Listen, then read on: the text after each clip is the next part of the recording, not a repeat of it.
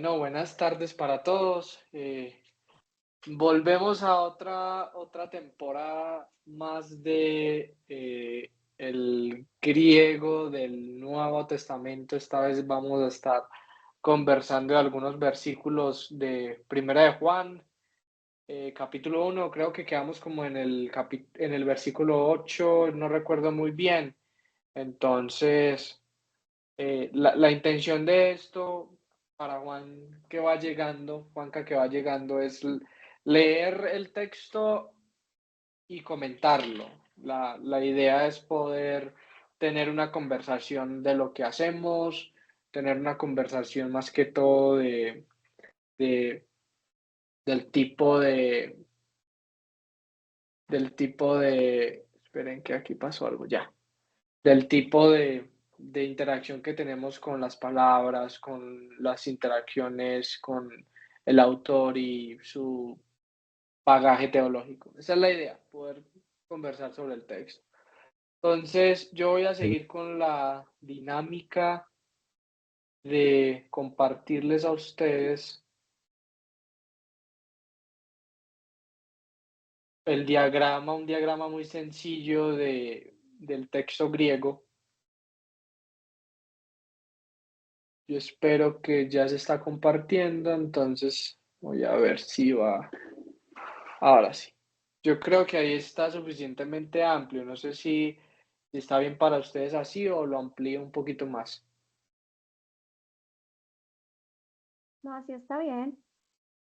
sí, sí, se ve bien. Excelente. Nosotros llegamos como hasta acá. Yo hago un recuento de la sección que vienen siendo cinco versos. Y aquí arrancamos diciendo y este es el mensaje, el cual escuchamos, que hemos oído de él y que les anunciamos. Que Dios es luz, hodihotheos posestin kai scotia en autogestin udemia, que Dios es luz y en él, no hay o no está ninguna oscuridad, ninguna escotía. Y si decimos que tenemos comunión con él, an epomen hotikoinonian ejomen, y decimos que tenemos comunión con él, metautu, cayento escotei, peripatomen, y caminamos en tinieblas, pseudómetha caiu, poiumen ten aletheian. Entonces, mentimos y no practicamos la verdad. Hasta ahí llegamos, si no estoy mal. Y la idea acá que se va repitiendo durante la carta, apenas llevamos unos versos durante 3 sesiones, 4 sesiones, ya no recuerdo cuántas llevamos. El asunto de la comunión hace parte de la intención de la carta, lo vimos en los primeros versículos, y ahorita habíamos visto en la primera sección la relación de que Juan anuncia, testifica sobre lo que ha oído, ha escuchado y ha experimentado del logos de vida.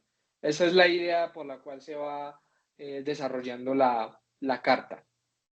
Y ahora acá tenemos una serie de cláusulas condicionales de tercera clase donde nos presentan la intención de, miren, si ustedes hacen esto, entonces la consecuencia es lo otro. Pero esta consecuencia, si bien una cláusula condicional presenta un escenario posible, eh, a veces posible, pero en unas condiciones irreales. En este caso, si decimos que tenemos comunión con Él, esto es una condición que es hipotética pero real. Y cuando tenemos acá la apódosis o la consecuencia, mentimos y no practicamos. Pseudómetha, poiemen. Estos dos verbos están en rojo, están en presente activo indicativo. Bueno, este está en presente medio indicativo, este está en presente activo indicativo. Pero cuando tenemos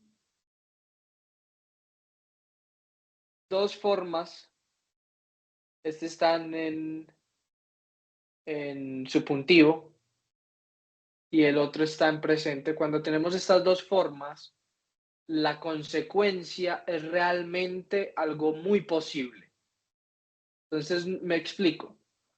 Cuando tenemos otros tipos de cláusulas condicionales de tercera clase, la condición es hipotética y casi exagerada. Y cuando tenemos seguido o un auristo o otro subjuntivo, la consecuencia también es hipotética, también es potencial. Pero cuando tenemos verbos en presente en la otra parte de la cláusula condicional, es decir, en esta, lo que nos está diciendo Juan es que realmente en el espectro de la realidad en que ve Juan, eso es una mentira y no se practica, la verdad. En la vida cotidiana, si se cumple esa condición, la realidad que está presentando Juan es esa.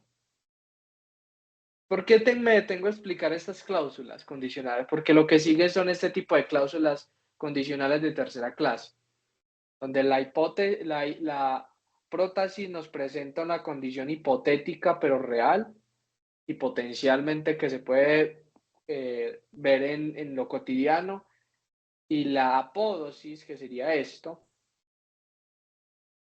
es algo que puede suceder realmente en su momento.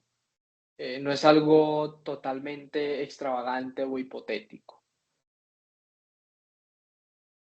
Luego seguimos con lo que sí viene para la sesión de hoy, tratar de avanzar en estas. Entonces, tenemos buenos lectores de griego acá. Yo lo puedo decir, yo puedo leer si usted no quiere leer, pero esto también es una oportunidad por si quieren practicar lectura y si quieren atrever. Somos poquitos, entonces pueden aprovechar, leer hasta donde quieran. No se van a burlar mucho. No, para nada. Bueno, hágale. Entonces, ¿qué? ¿Con cuál ¿Por el 7? ¿Leo el 7? Sí, si quiere leer hasta donde vos querás. Bueno, eandeen to foti peripatomen os autos estin en to foti Opa.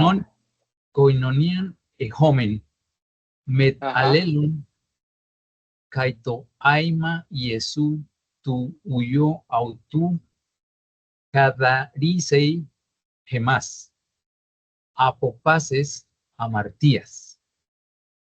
Bueno, Uy, el 7. excelente. No hay Y el necesidad que yo repita la lectura porque Juan leyó excelente. Entonces, menos mal que aquí no yo sea. tengo No, una traducción. pensé que estaba más oxidado, hermano. No, para nada, o sea, lo tiene fresquito. Y entonces, aquí hay una traducción que yo les propongo, pero podemos interactuar con eso. Pero de la cláusula consiste si andamos en la luz. Y este peripatomen está en subjuntivo. ¿Cuál sería el subjuntivo de andar, caminar? Anduviésemos, algo hipotético. Si anduviésemos en la luz, os jutos estinento foti. Aquí está una comparación, una conjunción de comparación. Como Él está en la luz, ¿se acuerdan que acá ya nos están mostrando quién es la luz? Joseos fos estin kai escotía en Tocolmo. Él es la luz, es una afirmación categorial. Él es la luz y en Él no hay ninguna oscuridad. Habíamos comentado si la luz puede tener sombra, si la luz puede tener oscuridad, que esa era la idea que quería que hace 15 días conversáramos. Pero esta es la razón por la cual él nos presentan esta cláusula condicional. Pero si andamos en la luz, como Él está en la luz, como Él es luz, podemos decir como Él es luz, es en la luz. Aquí es muy interesante. Si ustedes tienen comentarios, me pueden interrumpir y aportar. O sea, esta es la idea que conversemos. Pero, ¿cuál es la diferencia entre estar y ser?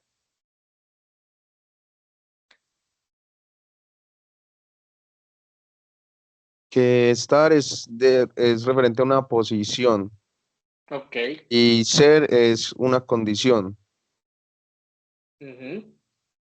Ser es una condición y estar es una posición. Eh,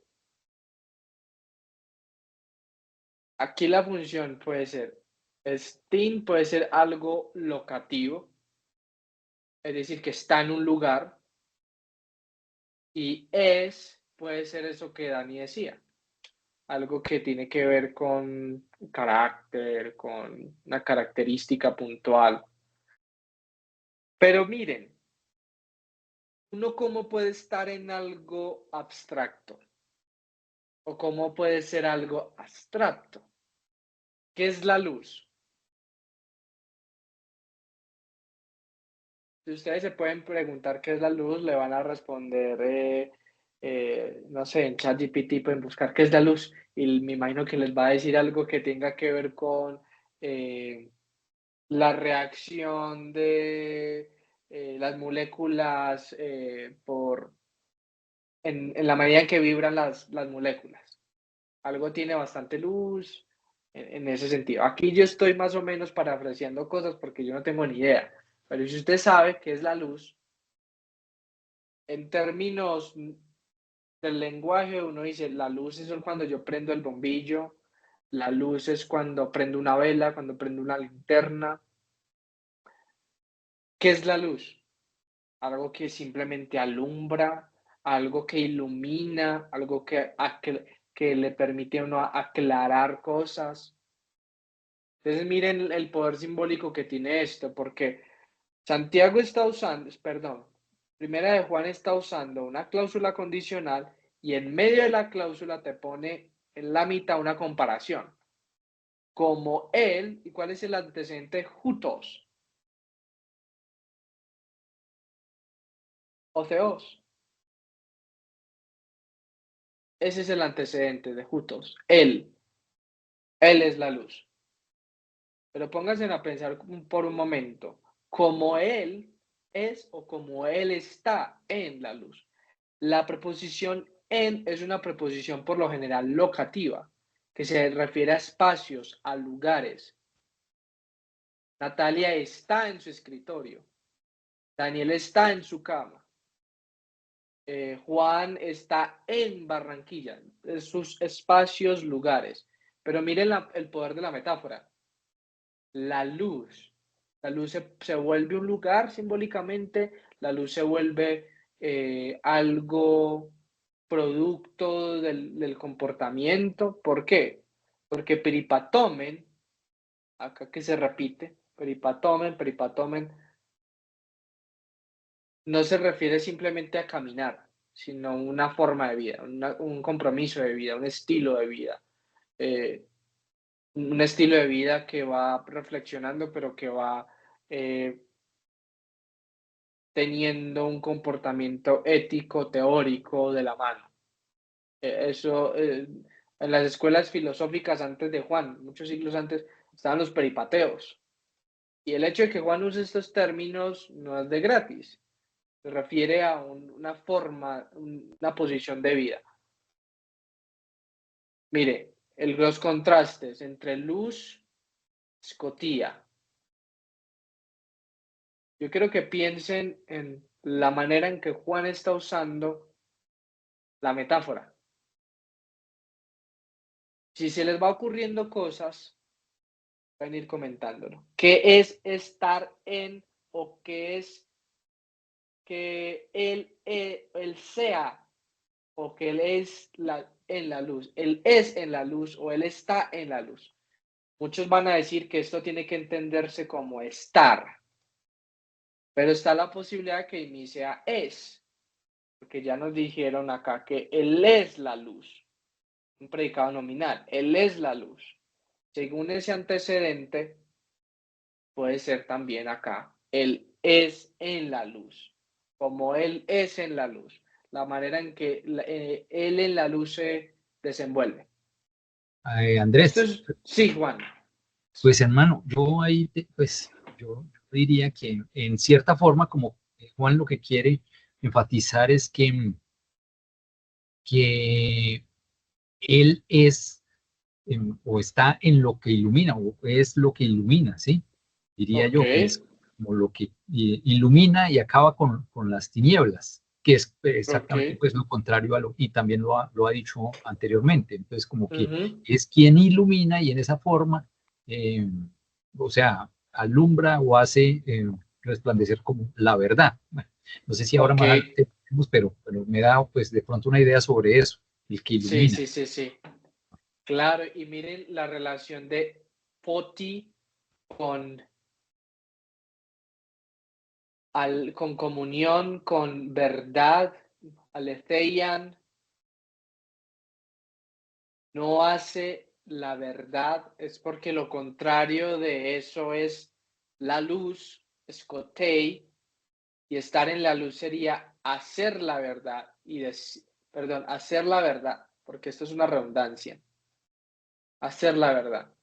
Nata, Creo que el contexto nos informa y creo que aquí este autor, como él está en la luz, y aquí yo diría que la luz se está refiriendo a Dios, pero este autor yo diría que se está refiriendo a Jesús. ok, ¿por qué? Y lo digo también por también el contexto anterior de tenemos comunión los unos con los otros. Y, o sea, es decir, ya nos había dicho el texto Ajá, que si que ellos nos escriben y que para que tengan vos en el verso 3 para que tengáis comunión con nosotros y nuestra comunión verdaderamente es con el Padre y con su Hijo Jesucristo. Y estas cosas os escribo para que vuestro gozo sea cumplido. Entonces creo que aquí la comunión es con el Padre y con su Hijo, y ya nos ha nombrado al ujú, Hijo, y al definirnos que Dios es la luz, y me parece que acá se está refiriendo a cómo Él está en la luz, se está refiriendo al Hijo. Tenemos comunión entre nosotros y al estar en la luz el Hijo, ok, nosotros también tenemos comunión con el Padre y con el Hijo, y la sangre de Jesucristo, su Hijo, nos limpia de todo pecado. No sé, esa es ok, mi teoría tengámoslo heregética. ahí. Heregética, digo. Eh, tengámoslo ahí porque eso es importante lo que ella está diciendo. Sin embargo, yo no lo voy a descartar ni lo voy a decir, no, estás equivocada. O sea, yo creo que aquí la idea es comentar el texto. Entonces, yo solo voy a decir que me da la impresión de que, de que hay un asunto ahí que se ve en el Evangelio de Juan que estás trayendo acá. No sé, no sé, no sé. Yo te conozco, Nata, Es un que no poquito puedo. nomás. Pues es que estamos hablando de que Jesús se dice, yo soy la verdad, yo soy el Exacto, camino, yo soy la vida. exacto. Exacto, Entonces, entonces ahí yo no voy a decir que sí ni no, pero me gusta eso. Ahora, digamos con esta parte. Tenemos comunión los unos con los otros. Ah, borremos, no tengamos en cuenta este asunto acá y leámoslo así. Pero si andamos en la luz, entonces tenemos comunión los unos con los otros. Ahora, leamos en la tercera parte de esta oración, de esta cláusula, de la comparación. Pero si andamos en la luz, tenemos comunión los unos con los otros como Él está en la luz. Aquí les voy a dar una nota patrística. Los padres de la iglesia leían este asunto de la koinonía en relación con el hos, es que todo Orígenes, perdón, Orígenes no, Atanasio y parte de los capadocios, para hablar que la koinonía es la manera en que la Trinidad se manifiesta. El principio de la Trinidad antes de Nicea, durante Nicea y después de Nicea es comunión. Esa comunión se interpreta en términos de relación, una relación personal.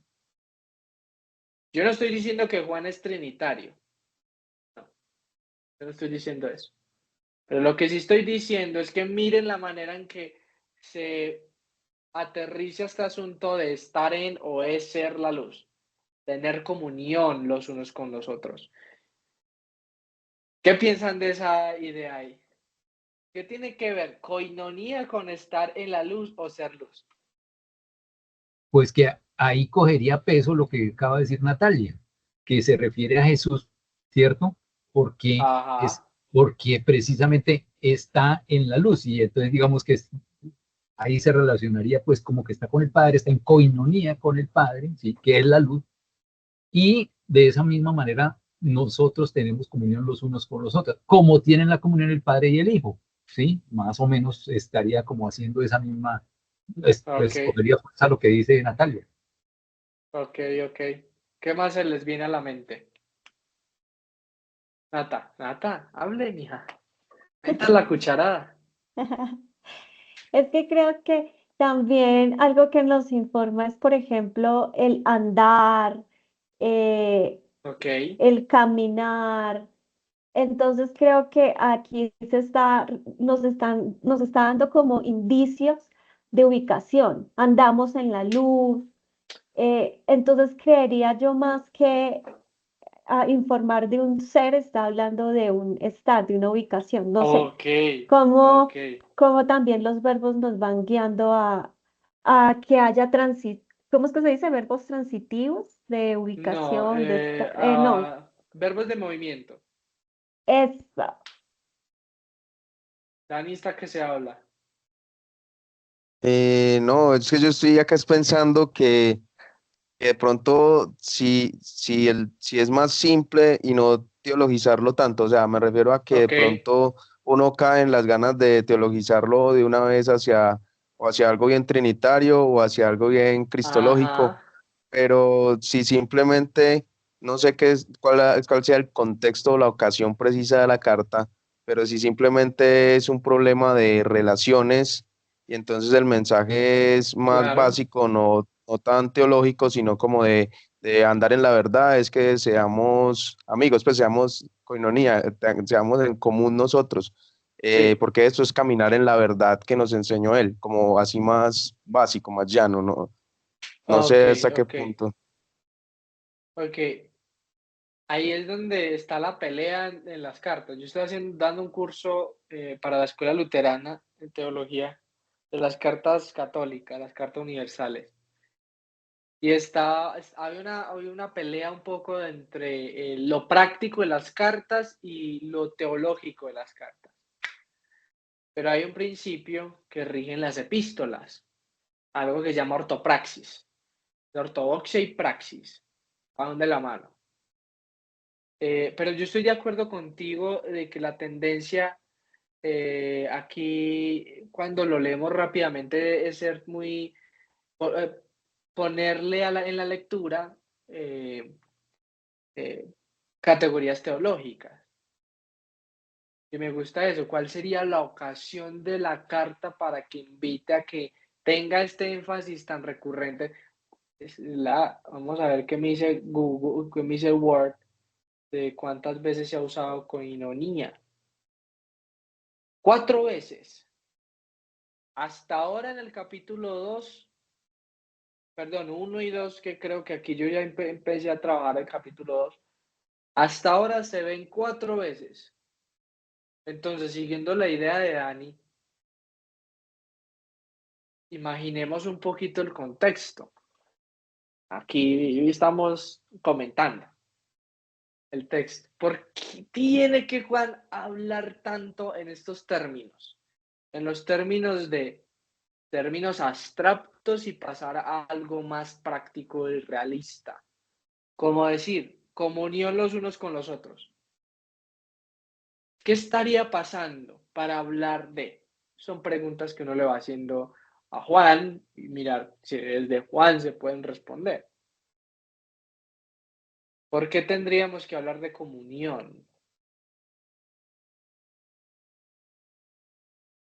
¿Qué se les viene a la mente? No sé, asuntos que tengan contraste con la realidad de cada quien. Porque cuando tenemos que hablar de comunión, a veces hay cosas, situaciones y problemas. A veces en una catequesis o en un discipulado tenemos que hablar de la comunión entre hermanos porque es parte del fundamento de la fe, por ejemplo. Pero a veces hay que hablar porque hay cosas en la iglesia que nos demandan una respuesta. ¿Qué piensan? Pues sí, ahí parecería que sí hay algo Ajá, que pasa entre los hermanos, porque pues empezando que antes ya había dicho que para que tenga comunión entre ustedes, dice, y tenga comunión con nosotros, perdón, creo que es que dice, eh, ajá. y que nuestra comunión, en verdad, la verdadera comunión es con el Padre y con su Hijo Jesucristo. Pero sí, es en el 3 perdón, donde dice que les Sí, también para que muy ustedes bien, tengan comunión con nosotros. Entonces, ahí falta algo, sí, muy hay bien. algo que está pasando en la iglesia, sí.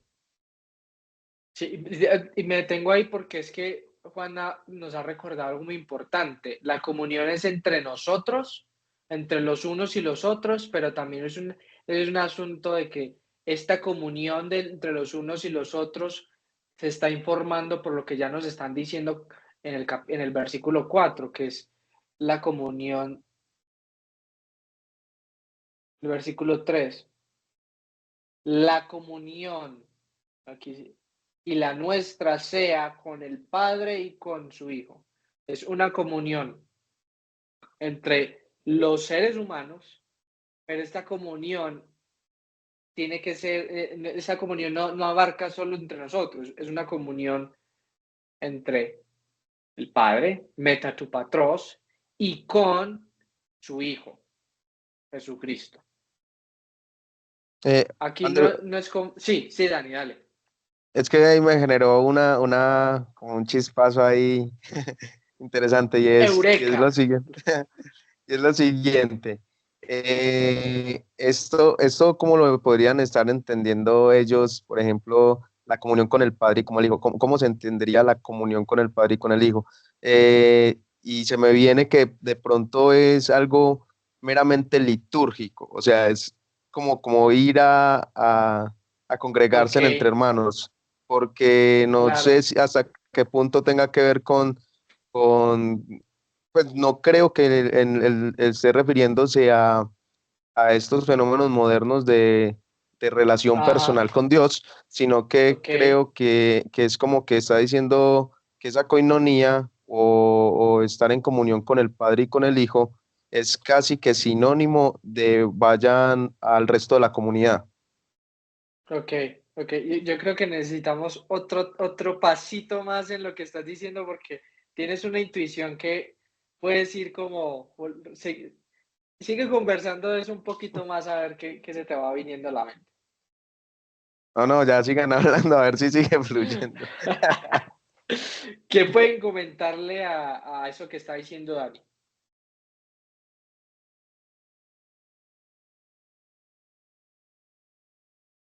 Porque él está dando un punto muy interesante. Es una realidad. ¿Cómo entender la comunión acá? ¿Qué es lo que uno se le viene a la mente cuando piensa en comunión? Partamos de ahí.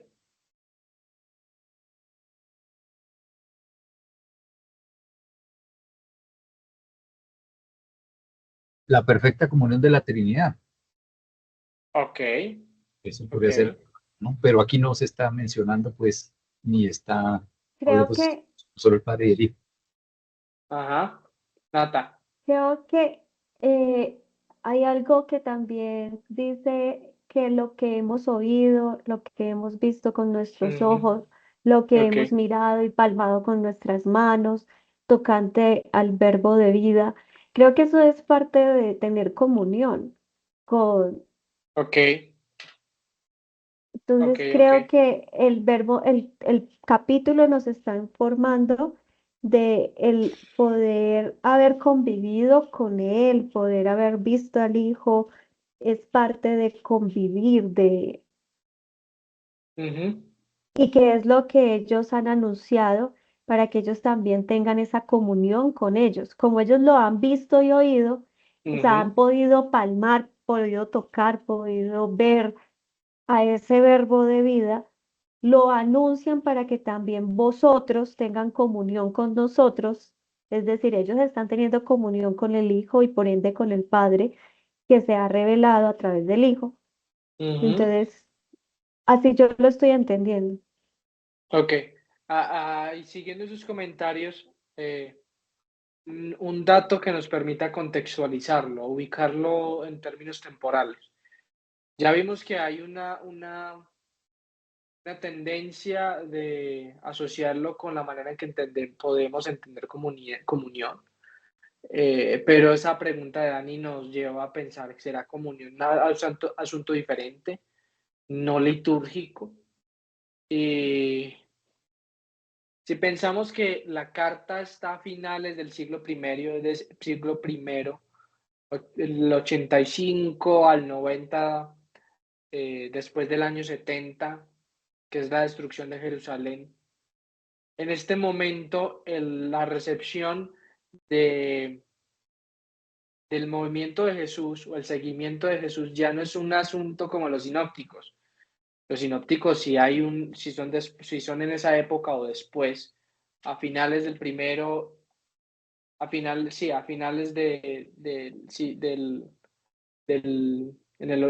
por ahí a final en el 90, 100, ahí hay un seguimiento de un Jesús itinerante, es decir, un Jesús que invitaba a que lo siguieran de ciudad en ciudad. En este momento, ya se puede decir que ya hay una idea de comunidad, una idea de hermanos en casas. Y ahí uno lo puede asociar con los hermanos que se reunían en el libro de los Hechos, por ejemplo.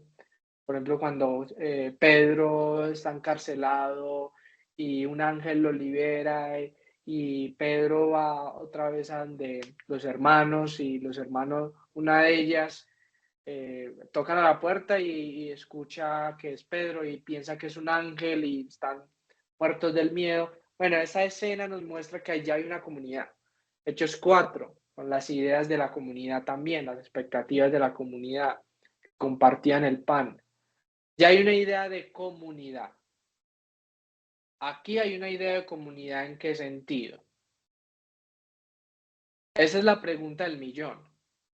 ¿Qué tipo de comunidad Juan o la escuela de Juanina o como lo queramos llamar está teniendo en mente? Lo que sí es cierto es que en este momento no hay una noción litúrgica. En ese momento de la historia no hay una noción litúrgica de Juan. Eso empieza a tener más que todo forma a finales, a mediados del siglo segundo, a comienzos del siglo tercero. Ya hay una noción litúrgica que se va gestando. Acá, en este momento, es una forma de familia, de casa. Eso es lo que se sabe hasta ahora. No podemos decir más allá de eso. Pero que sí hay una comunidad, la hay. Que sí se reúnen, sí. Quién sabe cómo sea. Pero no es un asunto litúrgico hasta este momento de la historia. Entonces, hasta ahí podemos decir, miren, el asunto de la comunión no tiene que ver necesariamente hasta ahora con el, con esas concepciones litúrgicas que uno estaba empezando a ver en el siglo tercero o siglo II. Entonces, Ese es el elemento contextual. Pero Juan habló algo de lo trinitario. Lo pongamos entre comillas trinitario porque en este punto de la historia de la iglesia no se está hablando de Trinidad todavía. Pero si hay una noción de comunión entre los hermanos, Dios y Jesucristo. Y cuando vemos Nicea, más allá, hay una noción de que la comunión entre hermanos es una comunión con la Trinidad. Esto no quiere decir que el texto es trinitario, para nada, pero que sí hay algo que se gestó desde la revelación de las Escrituras para luego hablar de la Trinidad. No sé si me explico, es que me pongo a hablar carreta y no sé si los pierdo, pero vea, solo pensar en una palabra nos lleva a considerar muchas cosas. Ay, se me fue esto. Espere. Estábamos acá.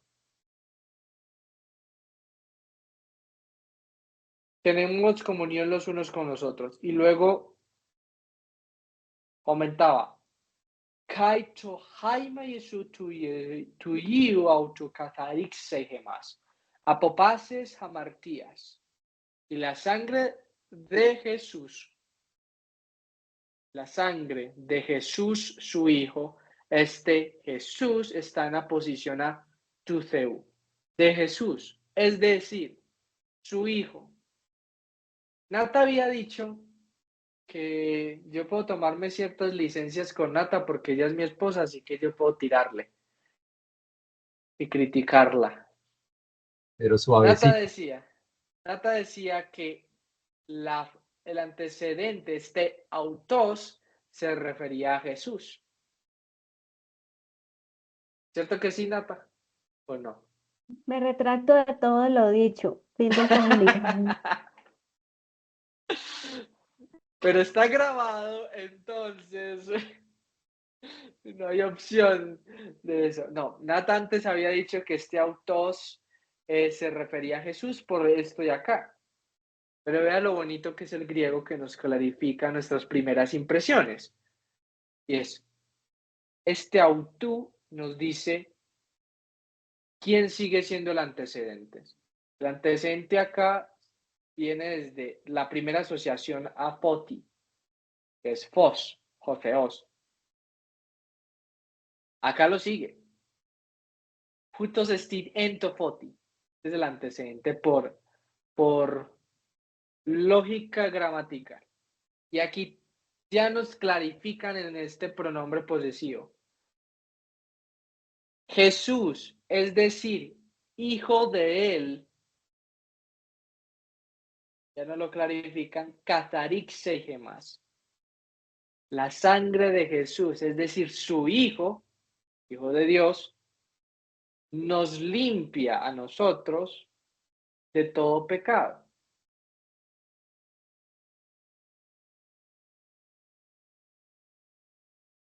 ¿Por qué tendría que mencionar eso, Nata? No, una pregunta. En la traducción de como él es y está en la luz, ¿no se puede ser las dos? ¿Cómo así? ¿Ser y estar? O sea, ¿no puede traducirse o entenderse de ambas formas al tiempo? Yo creo que existe la posibilidad. Algunos van a optar porque sea está por el hecho de que tiene esta preposición locativa. Van a decir, como hay una preposición locativa, ese verbo tiene que traducirse como estar, porque es la única manera en que lo entendemos. Pero el otro que va a optar por la traducción de Amy, de Steam por es, va a argumentar que la luz no es un lugar, es un asunto abstracto, es una idea, no es un lugar. Entonces permite pensar en carácter, esencia, la esencia de las cosas, por ejemplo. Eso ya es más metafísica, pero sería algo así. No sé si me explico. Aquí yo lo pongo porque las dos alternativas me parecen interesantes en la interpretación. que implicaría que Jesús es en la luz, que Él es en la luz. Es decir, Él puede actuar, puede ejercer su carácter en medio de la luz y a la vez ser la luz por el Foti antes. Esas son preguntas, no afirmaciones. Y vea lo que nos dicen de Jesús. La sangre, su sangre, limpia de todo pecado. Esto es una afirmación que uno lo tiene ahí presente. Jesús nos limpia de los pecados, ya. Pero en el contexto, ¿qué implicaría ser un cataritzei? Alguien limpio del pecado, ¿qué implicaría?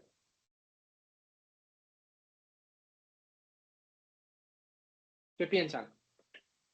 Vamos por cláusulas. Así que de todo pecado, de hapapaces hamartías. Y todo pecado es lo que se esperaría. Apopaces hamartías no es que estás limpio y ya, porque también está el contraste de los que están en tinieblas. Entonces él no los limpió de todo pecado.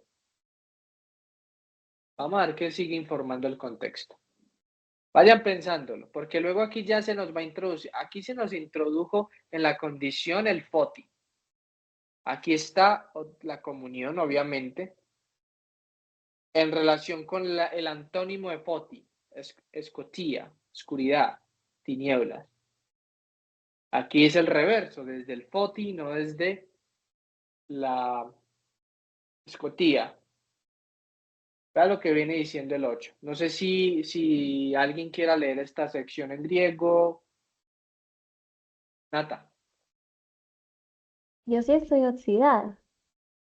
Hágale. Ean eipomen otiamartian uk ehomen Ajá. eautos planomen, ¿sí? Ujú, Que alefeia uk estin en emin, ujú. y ya, ¿cierto? Sí. Si quieres, sí, le damos hasta ahí. An eipomen hotihamartian ut ehomen. Autus planomen kaige aletheian extinen hemin. Si decimos, otra vez, que no tenemos pecado, ya la afirmación anterior, la sangre de Jesús limpia de todo pecado. Y luego dice, si decimos que no tenemos pecado, en consecuencia, nos engañamos a nosotros mismos. Planomen. Eso es lo que significa. Nos engañamos a nosotros mismos. Y kai, esto es una conjunción coordinante que está coordinando esta primera afirmación. Nos engañamos a nosotros mismos, pero también, y además, la verdad, aletheia kugestin en gemin, no está en nosotros. ¿Dónde más se está hablando de la verdad? Esto es ir y volver, aletheian. En el verso Mire, 6. aquí.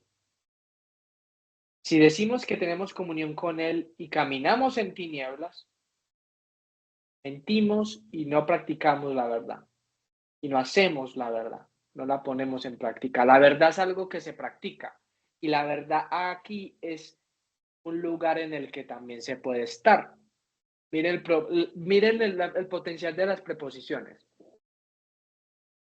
Estar en la verdad. Otra vez, la verdad, algo abstracto, ¿qué es la verdad? Algo abstracto puede ser, no está en nosotros. La verdad es una persona, la verdad es un lugar. ¿Qué es la verdad? Porque Juan está usando categorías abstractas. Y aquí es importante ver la distinción de época. Para Juan, la verdad no tiene que ser un hecho que se tiene que comprobar por medio de un método científico. La verdad es una persona.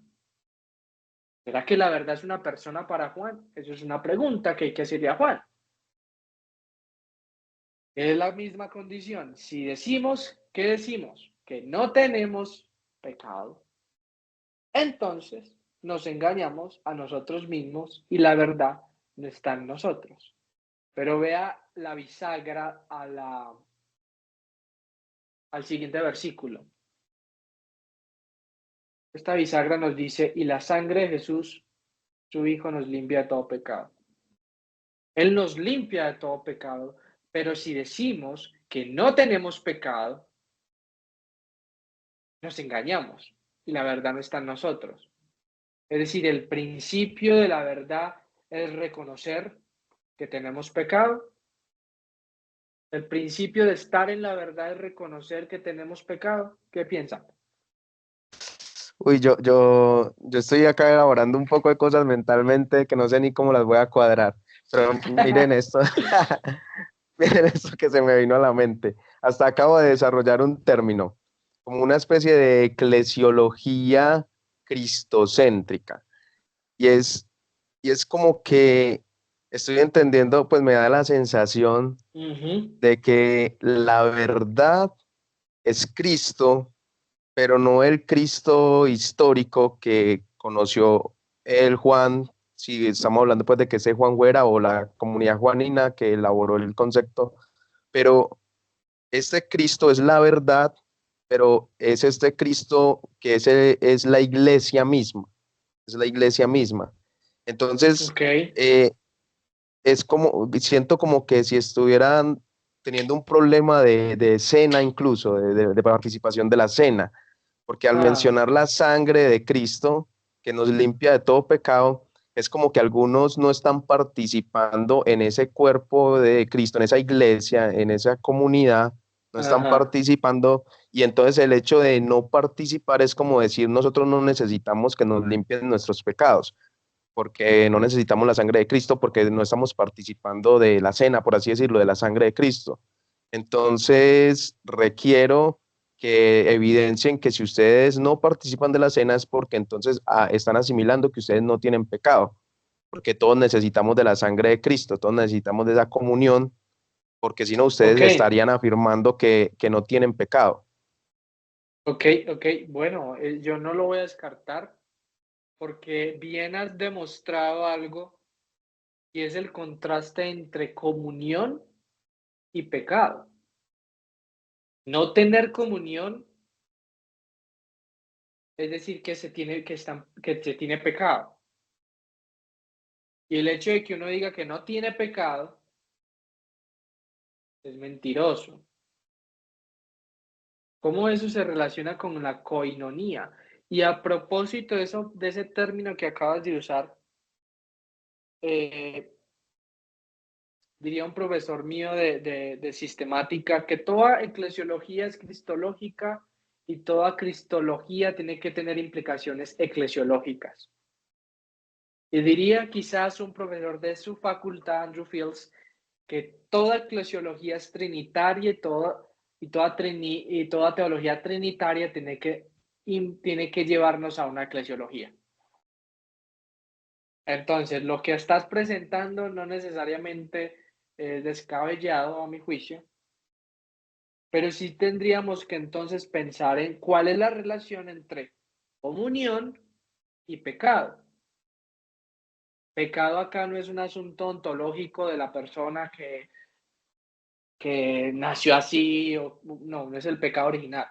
Pecado acá tiene que ver con no tener comunión. ¿Qué es el pecado? O sea, miren las preguntas que uno le puede ir haciendo al texto. Por el hecho de que Juan está usando imágenes abstractas, la luz, el, el, la oscuridad, la comunión es algo que sí nos podemos acercar un poco porque es un asunto relacional, por vean, alelon. Y aquí se nos presenta Catharitseis, que es un elemento de purificación, de limpieza, eh, por medio de la interpretación de la sangre de Jesús. La sangre de Jesús no fue simplemente el asesinato del justo, sino que se reconfigura en la medida de la recepción de la resurrección por medio de entenderla como medio de purificación. Yo no me atrevo a decir medio de gracia, aunque uno podría decir que eso es un medio de gracia, para hablar de en esos términos litúrgicos, porque cuando uno toma y bebe la copa, esos son medios de gracia para el creyente. Eso desde la concepción luterana, pero creo que eso también es común en otras confesiones. Ahora bien, ¿qué piensan ustedes, los demás, Nata y Juanca, de esta relación de entre coinonía y jamarquía?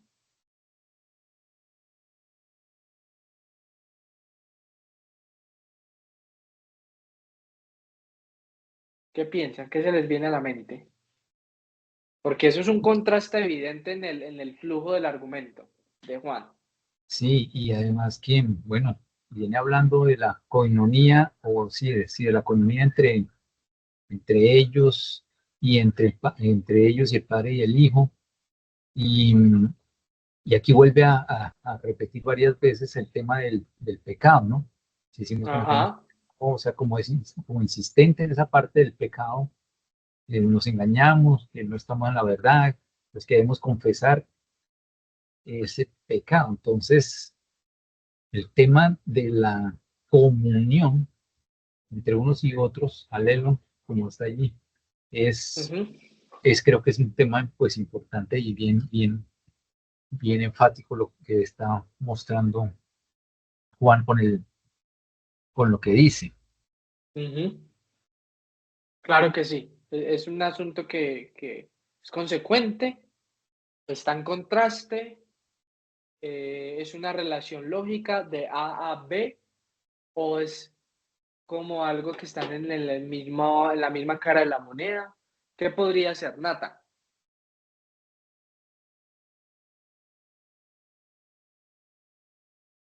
Creo que el verso 8 y 9 como que se complementan y nos informan un poco más. Entonces ya el pasaje nos viene diciendo que estar en comunión es estar en la luz Ok, y que no estar, pero que si decimos que estamos en la luz y que tenemos comunión con Él y andamos en tinieblas, mentimos y no hacemos la verdad. Mas si ok, andamos en la luz, aquí hay un contraste, como Él está en la luz, tenemos comunión entre nosotros y la sangre de Jesucristo, su Hijo, nos limpia de todo pecado. Ahora, si dijéramos que no tenemos pecado, nos engañamos a nosotros mismos. Aquí utiliza la palabra engaño, que podría decir que no hacemos la verdad o que nos mentimos, ajá, relacionándolo con el verso 6. Entonces, eso es relacionado con andar en tinieblas y no tener comunión con Él. ok, ok. Entonces Y tú si podrías, confes sí, sí, sí, sí, continúa, perdón. Entonces nos engañamos a nosotros mismos y no hay verdad en nosotros. Y ahora en el 9 dice, si confesamos nuestros pecados, Él es fiel y justo para que perdonar nuestros pecados y nos limpie de toda maldad. Entonces yo creería, según el contexto, que el decir que no tenemos pecados es andar en la oscuridad y confesar nuestros pecados es andar en la luz. Ok, Y el resultado de andar en la oscuridad es que no hay verdad en nosotros, nos engañamos a ujú, nosotros mismos y por ende no tendrían, la sangre de Cristo no nos limpiaría del pecado. ok, ok, ok. Voy a, entonces leamos esta sección desde acá Es con como, todo el como, 9. como lo Sí, que, sí, como lo que dice también como resumido, dices, debemos andar en la luz y al andar en la luz tenemos comunión unos con nosotros y la sangre de ajá, Jesús nos limpia. Es decir, hay que tener comunión para que la sangre de Jesús nos limpie de pecado. Pues es como lo que dice, como lo que está sí. resumiendo en este. hay que andar en comunión para ser perdonados por la sangre de Jesús. Para ser Ok, limpios. ok, miren la estructura acá. Vean lo bonito de tener un diagrama. La afirmación, la sangre de Jesús, su Hijo, nos limpia de todo pecado. Si decimos que no tenemos pecado, nos engañamos a nosotros mismos y la verdad no está en nosotros. Ean homologomen tas amartías hemon, si confesamos nuestros pecados, homologómenes, si hacemos visibles nuestros pecados, si los decimos abiertamente nuestros pecados, pistos estin kai dikaios. Él es fiel, pistos también puede ser fiel y no solo fe, y justo dikaios con un fin. Y a fe, mientras amartías, kai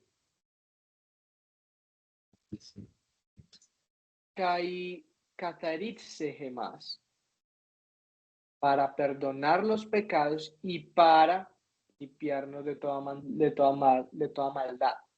Apópases adicaias. Este es el reverso, el antónimo de dicaio, de toda injusticia.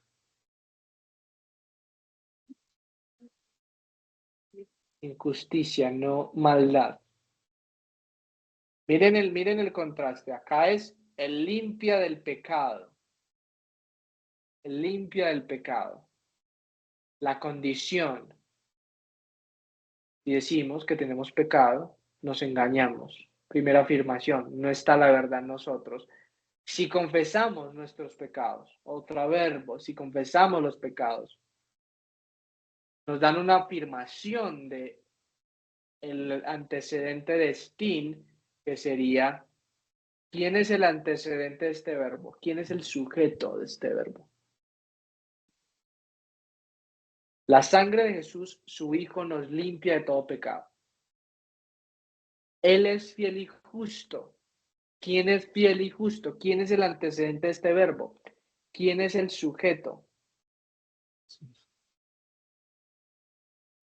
Jesús, ¿Quién ¿no? perdona acá los pecados? El Esa es la Hijo de pregunta. su Hijo. La sangre,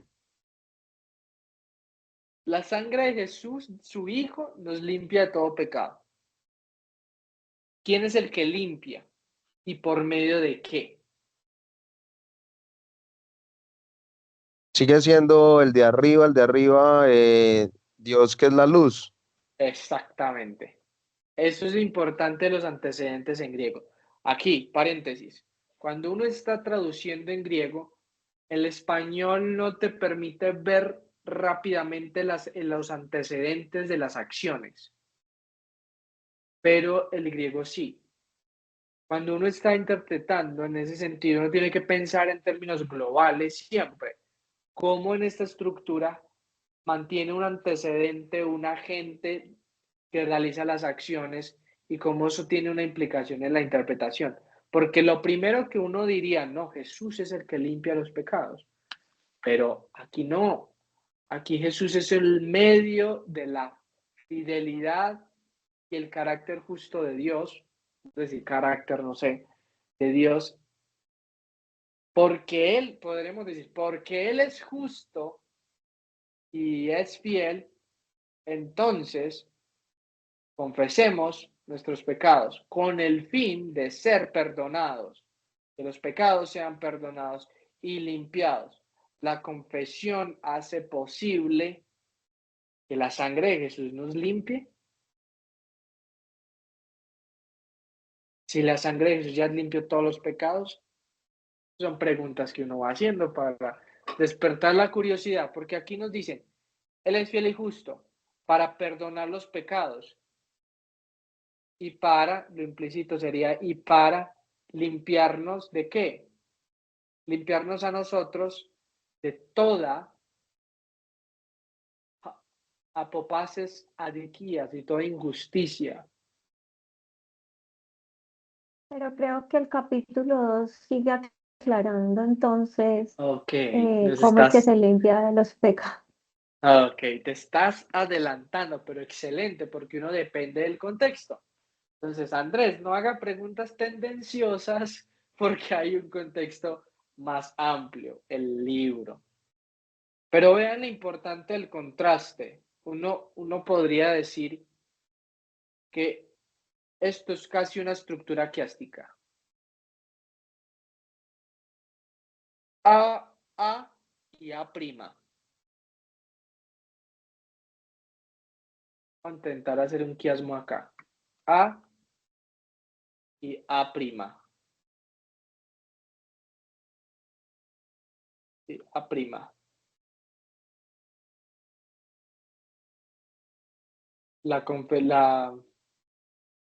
Podríamos decir que este es B, perdón, B.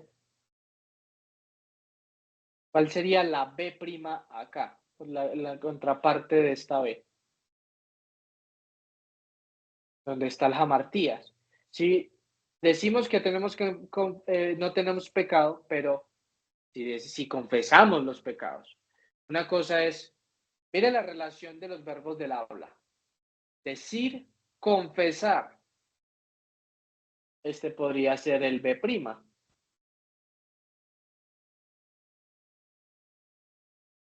La contraparte.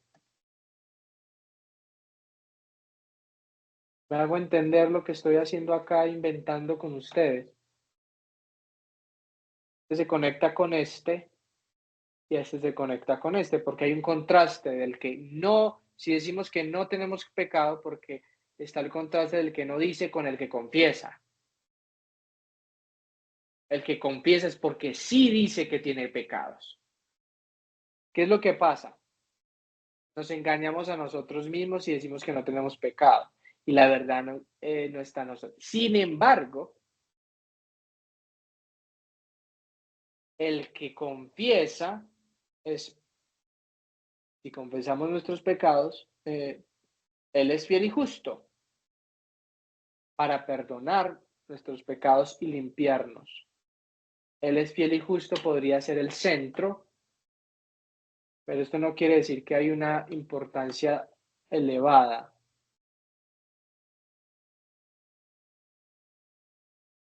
Este sería el centro.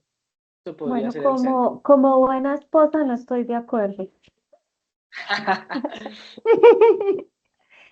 Yo no veo una estructura quiástica Ok, porque sí, bueno, yo tengo una pregunta.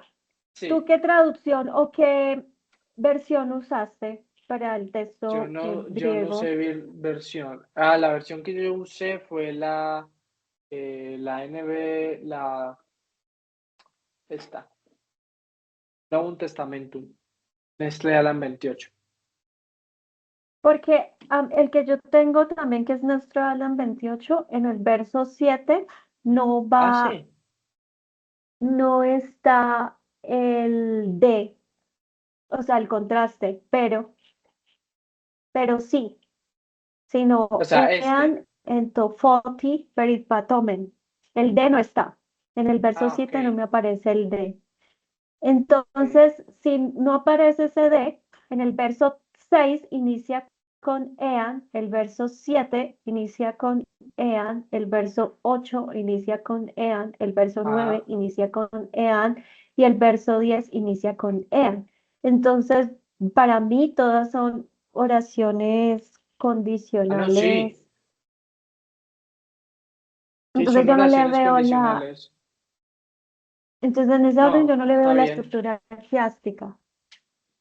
Ok, yo proponía una estructura criástica por esto, por la relación de que aquí tenemos la relación de Casaritse a Martías Casaritse. Eso simplemente fue algo que se me ocurrió. En la medida en que tenemos contraste del verbo del aula acá, podrían ser dos verbos en contraste o en un paralelismo sinónimo. Y acá podríamos decir que este podría ser el centro. Digo podría porque esto es una idea nada más que se me ocurrió en el proceso. Pero está bien que estén en desacuerdo conmigo. Está bien. Porque de hecho los verbos de habla están también desde el 6. Exacto, pero los verbos en el 6 no tienen amartía o Ujú. cazaritse. Por eso yo lo asocio. Verbo de habla, amartía, verbo de habla, amartía. Se vale estar en contra de las opiniones también. Excelente. Entonces, pongamos esto aquí como entre paréntesis por si las moscas y ya. Pero si yo no los convencí, no pasa nada.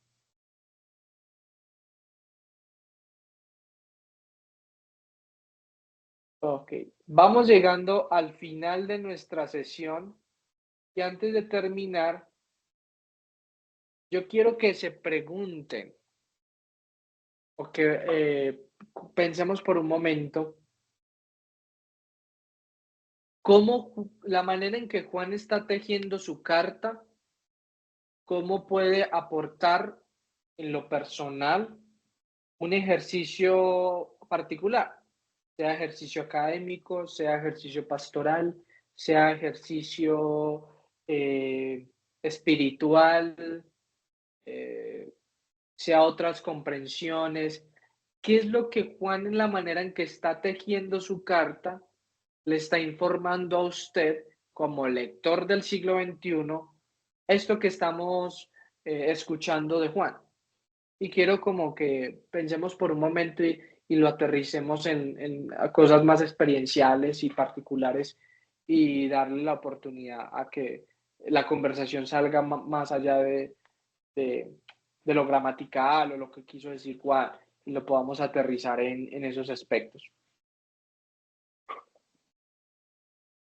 Yo diría que es muy pastoral, diría que es más pastoral que cualquier cosa, porque se ve esa preocupación por la Ujú, unidad, claro. eh, como por la iglesia en general, y obviamente me miré también ahí un poquitico el capítulo 2 al contexto, y Excelente. entonces ese amor ahí de hijitos, ese Uy, es diminutivo, hermoso. hijitos míos, o sea, eso es casi escuchar al profesor Iván.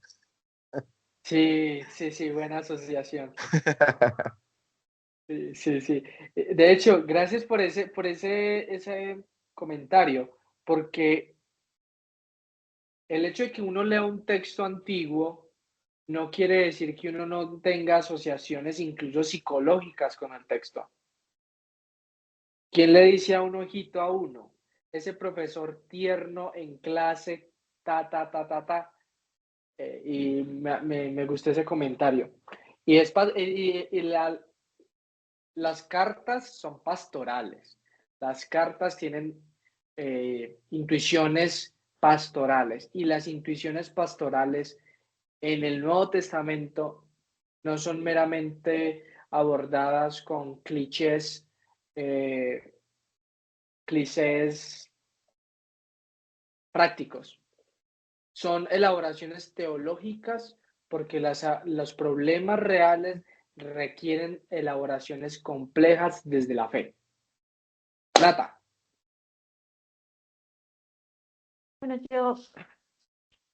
Bueno, yo creo que a manera personal, creo que el texto nos insta a ver la comunión Ujú. eh, por medio de decir que somos pecadores y eso nos Ja. hace merecedores de la limpieza de, de, de la sangre Ah, de Cristo. O sea, nos hace claro. merecedores, no, nos permite tener comunión entre los otros, porque creo que lo que nos Ajá, permite tener comunión y también cómo la sangre de su Hijo nos limpia de ese pecado. Y, ajá. y creo que es la forma de estar en la luz. Creo que el no reconocernos Mm, pecadores nos hace que nos mm, engañemos a nosotros mismos. La verdad no está en nosotros y por ende estamos en tinieblas, estamos cegados mm, a esa necesidad de salud. mm, Entonces, creo que de manera pastoral y como iglesia nos insta a, a reconocer y a ver la obra Claro. de Cristo en nuestras vidas. Y Mm, eso nos permite a nosotros tener comunión. Como claro que todos sí. somos pecadores y todos necesitamos ser limpiados por Él. Gracias por ese comentario porque se me viene a mí a la mente esto. Es la importancia de cuál es el rol de la confesión en la vida pública, pero en la vida privada, en la comunión, en la coinonía, en la casa de Dios, en la vida de hermanos. La confesión de los pecados en la Iglesia Católica sigue siendo algo importante dentro de su sistema teológico, más allá de pensar si están bien o mal. Creo que Juana a nosotros nos está mostrando algo de la teología de la confesión, que no es meramente un asunto intimista de lo individual, sino que está en relación con la coinonía, asunto que está en relación con los hermanos, pero asunto que está en relación con la coinonía que tengo con Dios o con la Trinidad. Gracias Andrew, yo por te ese tengo una pregunta comentario. ahí. Sí. Sí, porque es que acabaste de desbloquear ahí algo súper brutal de eso, de confesar nuestros pecados desde ese Ujú. elemento de lo público, de lo comunitario. ¿Vos Claro. crees que de pronto era al nivel casi en los evangelios de Juan el Bautista, de la Ujú. gente gritar así a mucha voz su pecado? Ok, O es un asunto más de grupitos entre hermanos? O sea, como tengo acá, porque sí, porque si es claro. comunitario, comunitario tan público, al día de hoy, pues no sé qué movimiento, algún movimiento eclesiástico lo hará, alguna iglesia lo hará, pero no deja de ser como vergonzoso, como apenante, Mm, el que llegue allá y diga yo sí, que yo forniqué, he yo que... adulterado, sí, sí, eh, sí, sí, sí, sí, porque es que mire la respuesta que hace Juan a eso. Pues gracias por ese comentario. Juan diría, la confesión implica la comunidad y todos somos pecadores. Si decimos que no tenemos pecado, nos hacemos mentirosos. Entonces, más allá de hacer esto prescriptivo para nosotros, es tener en mente el valor de la confesión dentro de la comunidad. Y yo creo que aquí hay una neblina por medio de la manera de la confesión. La confesión también aquí es un punto de partida, no el fin, no el lugar estático de por medio, porque uno va a seguir leyendo a Juan y va a empezar a ver cómo se tejen otros elementos que tienen que ver con la comunidad. Para mí, Andrés Bedoya, esto es un asunto que es un punto de partida para tener algo que es, y es cómo podemos estar en la luz. El primer principio de estar en la luz es reconocernos a nosotros mismos como pecadores. Y eso es algo impresionante, porque el que está en la luz no saca sus títulos universitarios, no saca sus insignias de pureza, de estatus moral, sino que parte de la confesión. Eso es algo que le da un reverso a las instancias de poder que uno maneja, que uno ve en las iglesias. Porque el hecho de que alguien confiese algo que ha hecho ya es un punto de partida. Aquí yo no quiero decir que Juan está instando a que se haga público. Eh, Creo que más allá de público es que el pecado personal afecta a la comunidad y afecta a la comunidad con los hermanos y con el Cristo. Porque la comunidad divide, separa, distancia. Perdón, la comunidad divide, no, el pecado divide, distancia, eh, el engaño, eh, tiene muchas consecuencias en lo político, tiene consecuencias en la familia. Por eso tenemos que hablar de comunidad, porque el pecado que no se confiesa repercute en lo personal, pero repercute en las relaciones. Eso yo creo que es la idea más allá de ponerlo público o no, porque uno ve esas tendencias en las iglesias que hacen que los líderes puede que manipulen o le obliguen a otros a hacer ese tipo de cosas. Entonces yo creo que aquí es más allá de la manera, es que la confesión tiene implicaciones en lo comunitario y tiene implicaciones no solo en la comunidad entre hermanos, sino en la comunidad que yo tengo con la Trinidad o con Dios. Juan.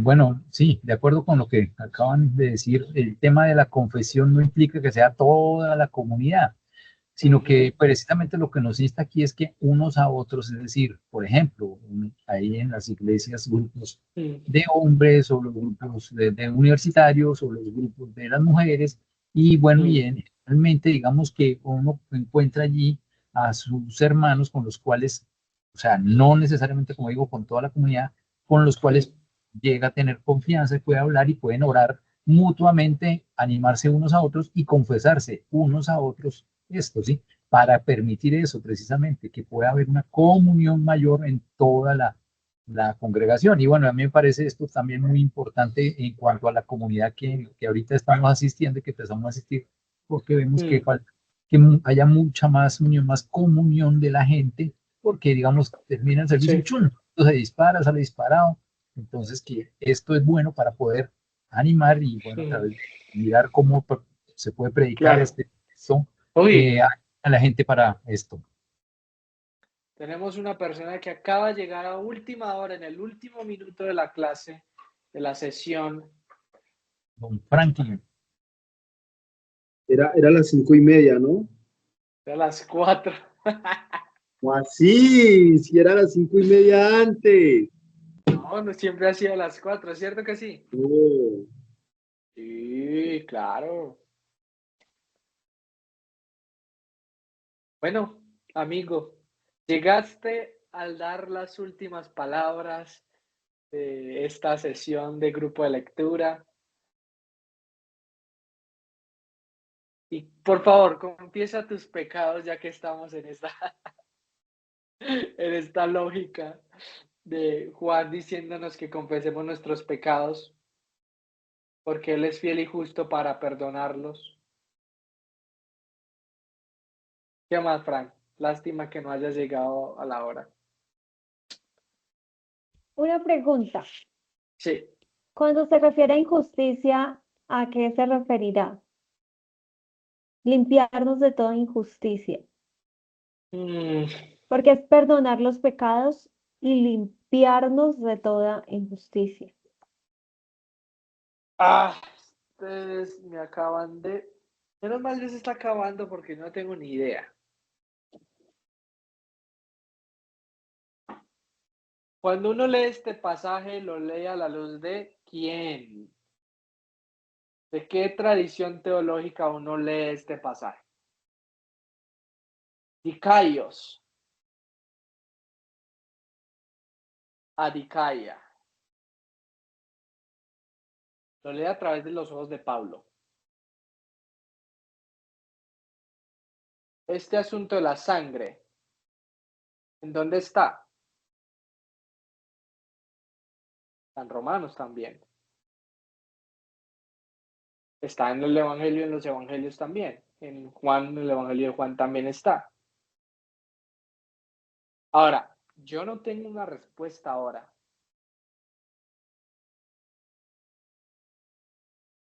Un luterano diría que este asunto tiene que ver con un tipo de justificación por la fe. El tipo de justificación jurídica. Ay, yo no sé. Yo no sé qué podría tener que ver esto de... Mire, las traducciones interpretan adicaios como cosas malas. Yo preferí más bien traducirlo como el antónimo de justicia, que es injusticia. Pero eso es una pregunta que nos queda entonces que atenderla de hoy en 15, que es Adicaias en Juan. Porque miren, eso que acaba de decir Nata es el fin por el cual porque Él es fiel y justo, por esa realidad, la confesión de los pecados tiene como meta para sean perdonados los pecados y seamos limpiados.